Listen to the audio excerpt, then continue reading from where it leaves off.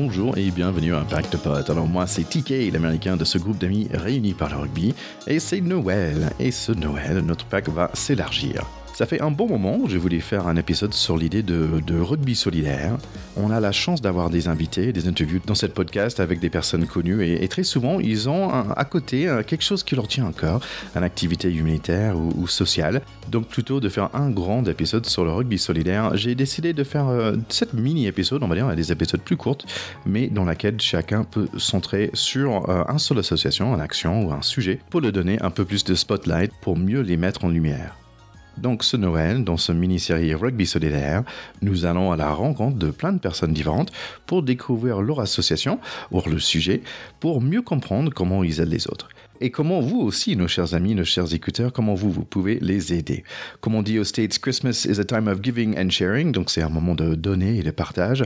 Et si vous ne le savez pas, les donations pour les associations sont en baisse depuis plusieurs années. Donc si vous cherchez un petit cadeau à 20 € pour un copain, vous pouvez penser plutôt à aider une association dans leur nom. Ou vous pouvez aussi donner de votre temps ou simplement partager cet épisode, tout ça, ça fait du bien. En tout cas, j'espère que ces épisodes vous plaisent. Si oui, dites-nous et donnez-nous des suggestions pour l'année prochaine, peut-être on peut le mettre sur le programme. Alors pour ce deuxième épisode de Rugby Solidaire, nous allons parler avec Mathieu Blin sur un sujet qui est important dans notre sport, mais pas que, pour deux autres sports aussi, et c'est sur le sujet des commotions cérébrales et l'association qui s'appelle Alert Commotion. On y va tout de suite. Pack de potes, terrain 10. Alors nous sommes très contents aujourd'hui d'être avec Mathieu Blin, 13 ans avec le Stade français en tant que joueur, ensuite coach de Agen et même maintenant vous, nos chers écouteurs, vous le voyez tous les week-ends sur Canal+. Merci beaucoup d'être là Mathieu. Salut Thierry, salut tout le monde. Et on t'invite ici aujourd'hui pour parler un peu de commotion parce que toi tu fais partie d'une association qui s'appelle Alert Commotion. Est-ce que tu peux nous expliquer rapidement s'il te plaît ? Alors, Alert Commotion, c'est une association qui est toute nouvelle, qui a un peu moins d'un an. En fait, c'est Antoine Semeria qui est avocat et qui s'est rendu compte qu'il avait été extrêmement sollicité par beaucoup d'hommes ou de femmes de plein de sports différents sur le sujet des commotions et notamment sur l'ensemble de l'accompagnement un peu inexistant qu'il y a pour ces personnes-là qui ont subi des commotions et qui ont toujours des symptômes post-traumatiques. Qui sont extrêmement difficiles, complexes à identifier, complexes à être réellement reconnus et qui les plongent dans des parcours professionnels, des parcours personnels, des parcours autour de la pratique de leur sport toujours plus compliqués. Et en fait, c'est l'extension d'une grande réunion et d'une grande discussion qu'il avait eue avec un jeune joueur de rugby qui avait subi cette commotion et ses difficultés d'après. Donc, il a monté cette association Alert Commotion qui est en train d'être rejoint par plein d'hommes et femmes, évidemment sportives ou sportifs, mais aussi plein de personnes tour, c'est-à-dire des dirigeants, des présidents, des médecins, des spécialistes.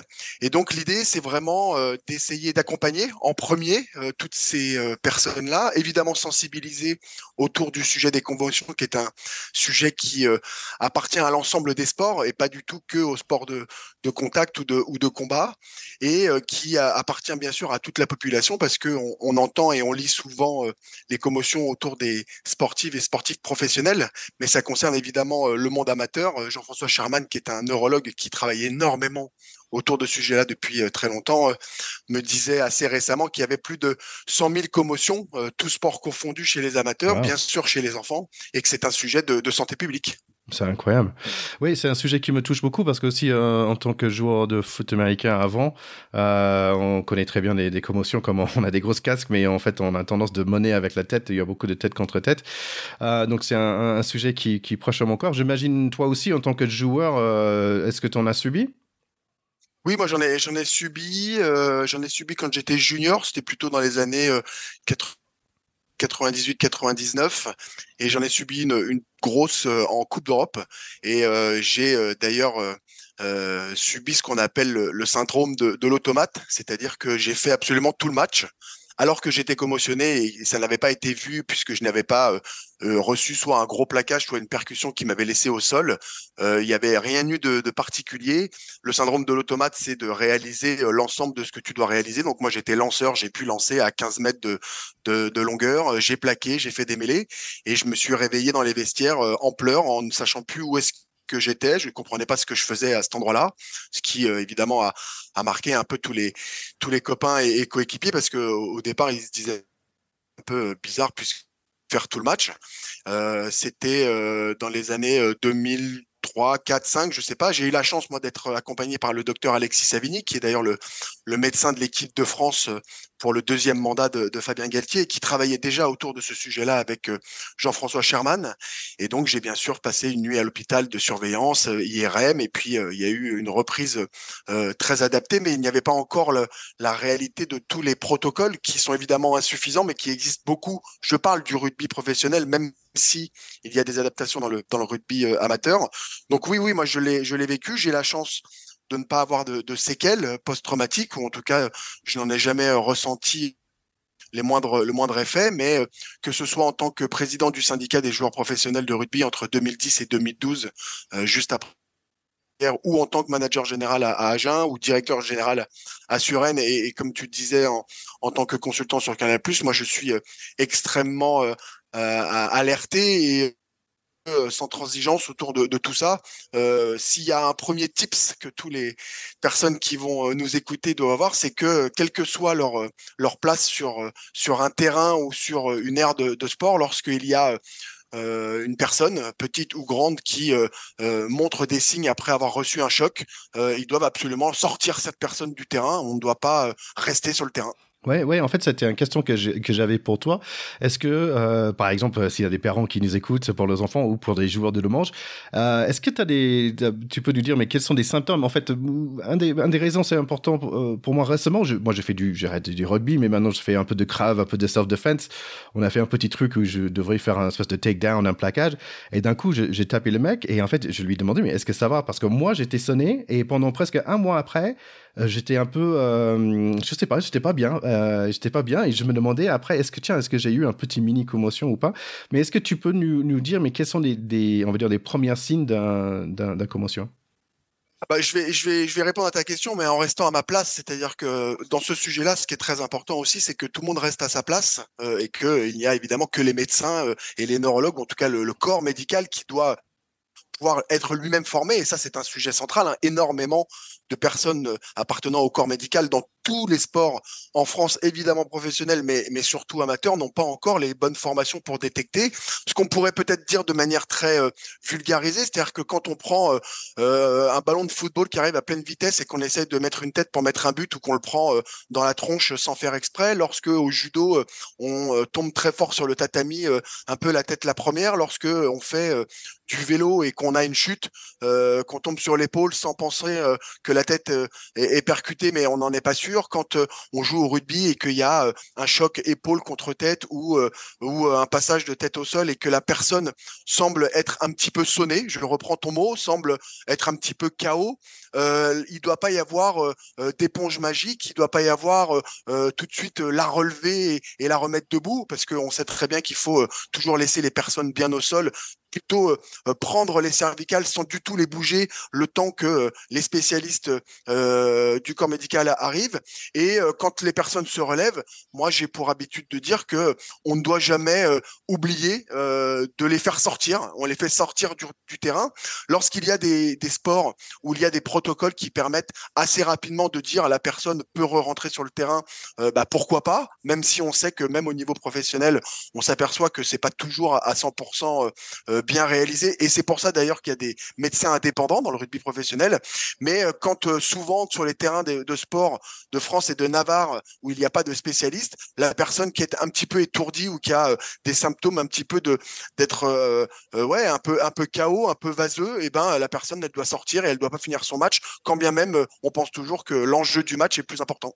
Ouais, il faut toujours errer sur la safety first, on va dire, de la personne. C'est ça. C'est le plus important. Et comme tu dis, même si au niveau professionnel, ça peut se rater, on peut louper quelque chose, et surtout dans le club, il faut faire vraiment gaffe, parce que c'est aussi dans les clubs où on n'a pas forcément les personnels, on va dire, médical sur le terrain. Oui, ça, je me permets de te écouter, c'est extrêmement important. Il y a évidemment les sportives et les sportifs eux-mêmes, hein, qui doivent être sensibilisés. Qu'est-ce que je peux ressentir? Comment ça se passe? Et surtout, qu'est-ce que je ne dois surtout pas caché, masqué, par peur de ne pas être sélectionné pour le prochain match ou la prochaine compétition. Il n'y a aucun match, quel que soit le niveau ou la compétition, qui mérite de cacher des sensations de maux de tête, de migraine, de vomir, de se sentir un petit peu plus irritable ou un peu morose. Ça, il y a rien qui peut être au-dessus de ces symptômes-là.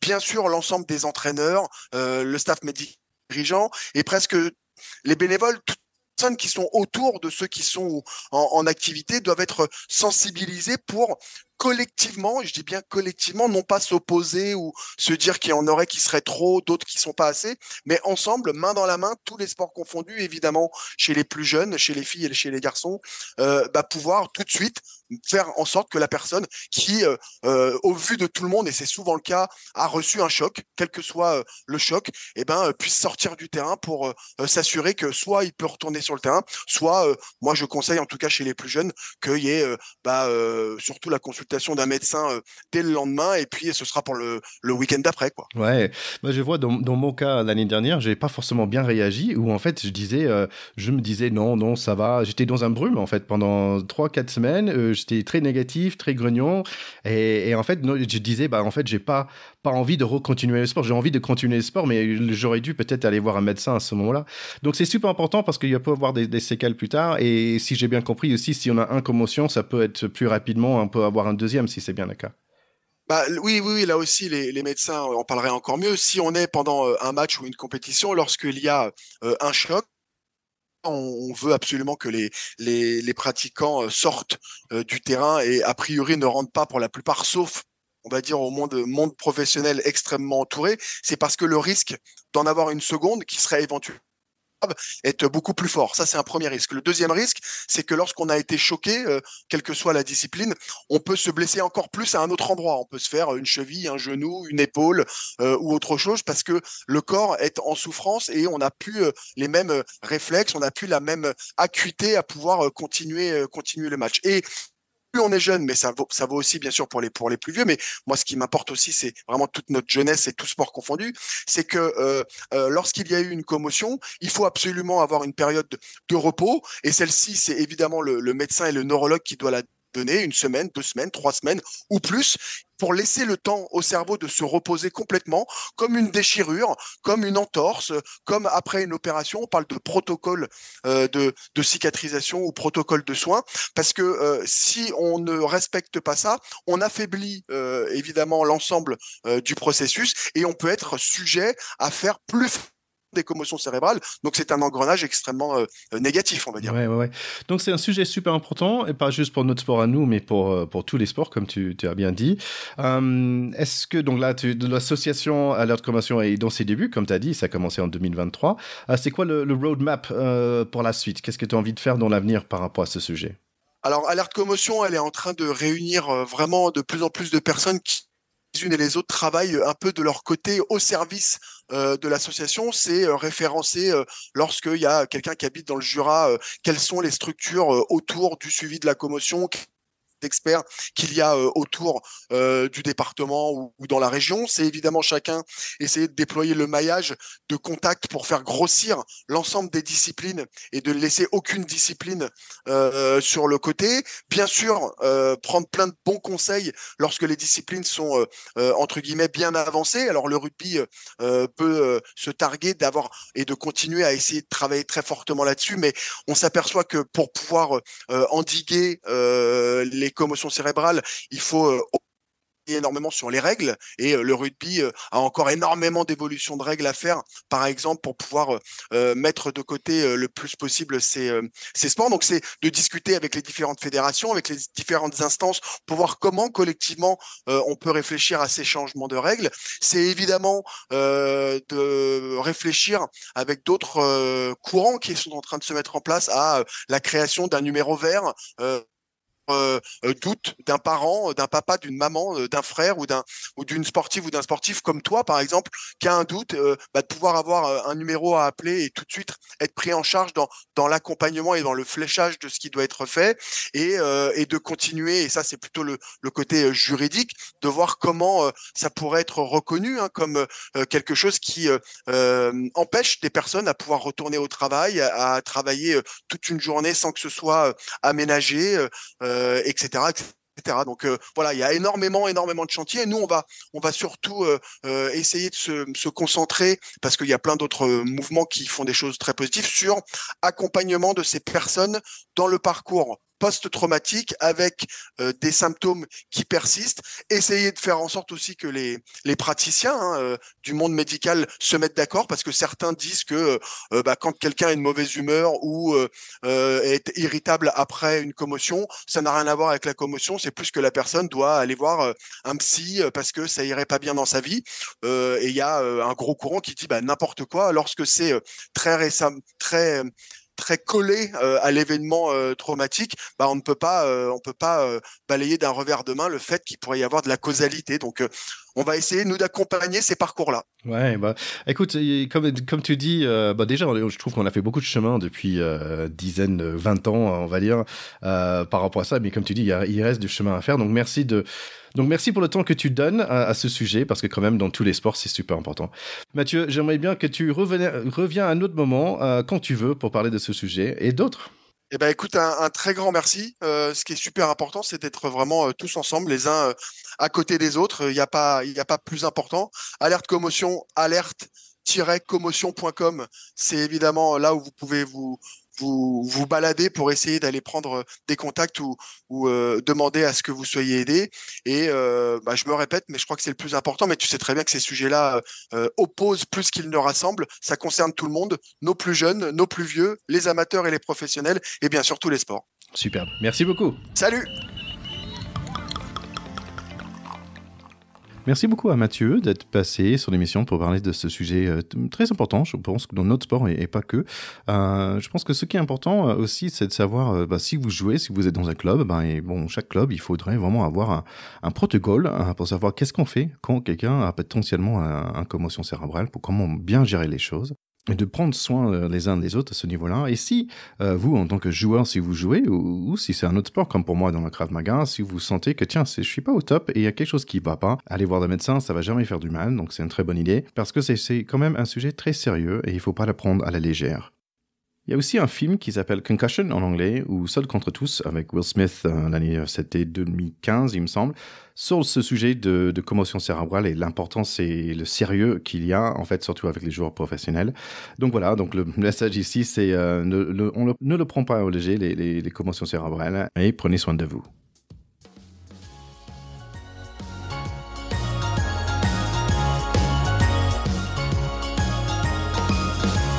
Bon, j'espère que cet épisode de Rugby Solidaire vous a plu. N'oubliez pas de vous abonner à notre podcast sur votre plateforme de choix pour ne pas rater les autres. On a 7 en total. Et partagez avec vos proches sur les différents réseaux sociaux. L'envoyez à votre tante, votre oncle, à vos parents, les enfants, le cousin, les collègues, votre chauffagiste, bref, tout le monde. En tout cas, l'équipe de Pack de Pod vous souhaite un très joyeux Noël et une belle année 2024. Merry Christmas everyone. Ciao, ciao.